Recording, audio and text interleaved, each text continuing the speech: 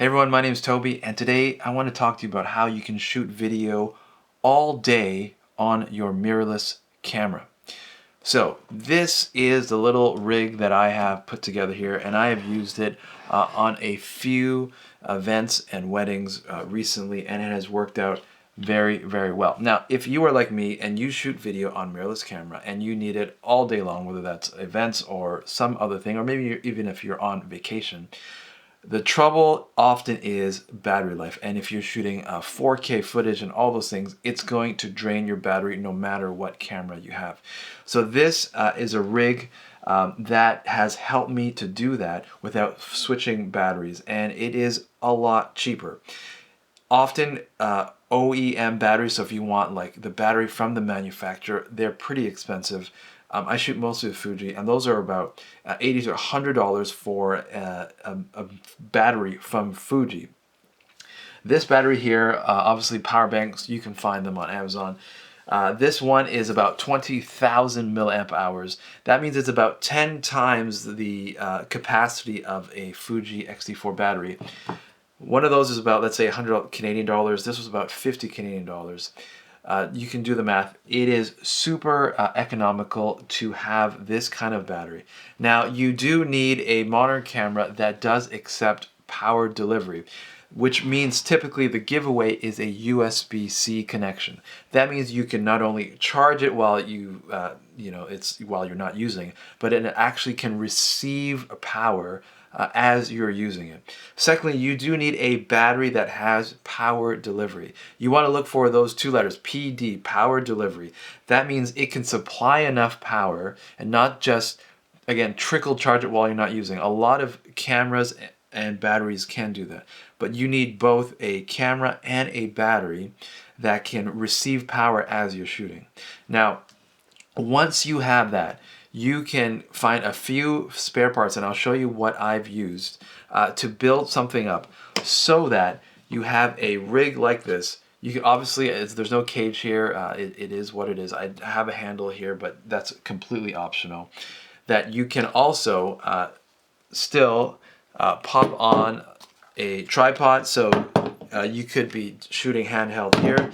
Then whether you're shooting on a monopod or a tripod, you can pop it in. So let me break this down and show.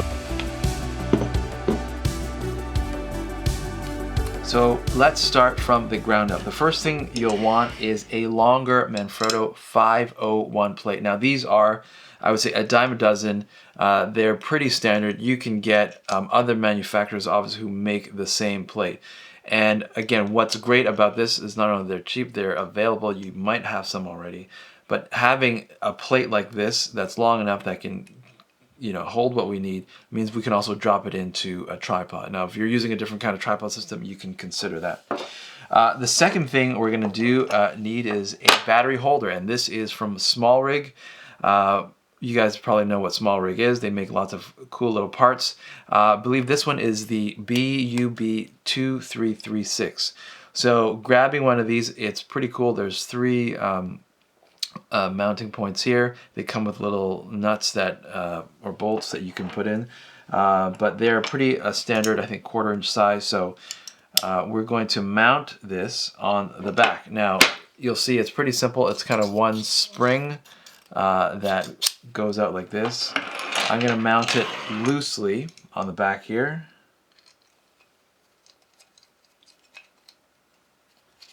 And it'll look something like this. The second thing that I'm using, and again, you can use something else, is this is a Small Rig base plate.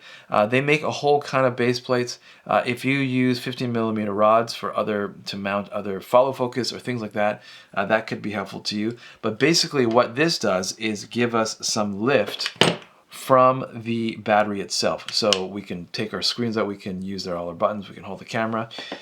If you have a grip and your camera body is already taller, you might not need that. But I do like this one. This is the 1674. So if you're looking on Small Rig, that's what you're looking for. We're going to mount these together. Now, the other thing I add, and this again is optional, but I think it's super handy because we can then pull this thing right off, is another 501 base plate. This one happens to be from Manfrotto. Again, you don't need the specific one, but you can take the principle. What I'm going to do is mount this to that other base plate I was talking about, and then this goes to the front of our first 501 plate.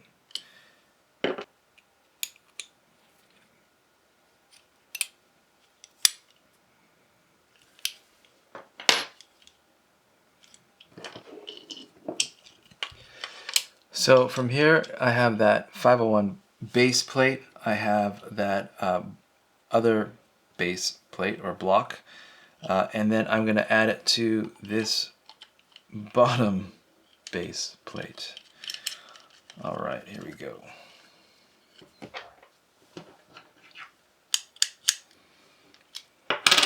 And there you have it right there.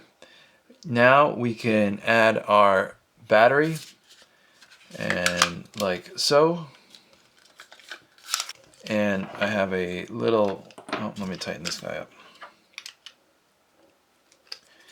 I have a little USB cable that will come into this mount here and then right into the camera.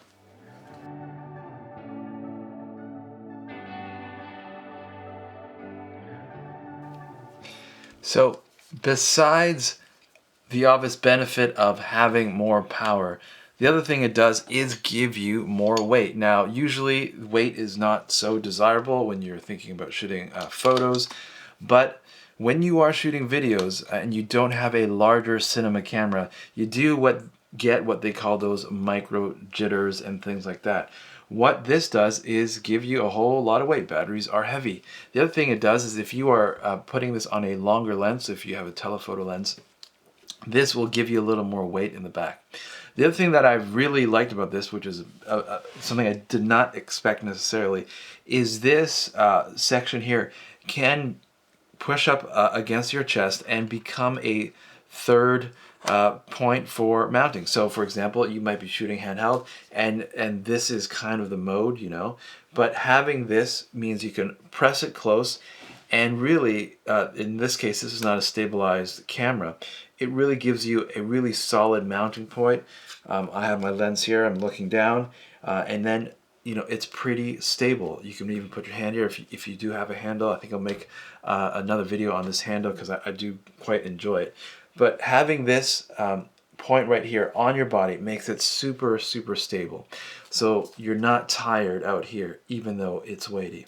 You can also, you know, walk and track. And again, it feels a lot more weighty than just having a camera body and a lens. So this is my little rig. I hope that it's been helpful to you. Let me know in the comments if you have some other solution. Again, these are really movable parts. The battery you find, which you have to make sure it has power delivery. Your camera, obviously, that has USB-C connection that can take that power delivery. And then a way to mount your camera so that, if need be, you can quickly strip it down. And in this case, I can, because I have two of these base plates. I can take this, put this on a gimbal, and I'm good to go. So hopefully that's been helpful to you, and I'll see you in the next video.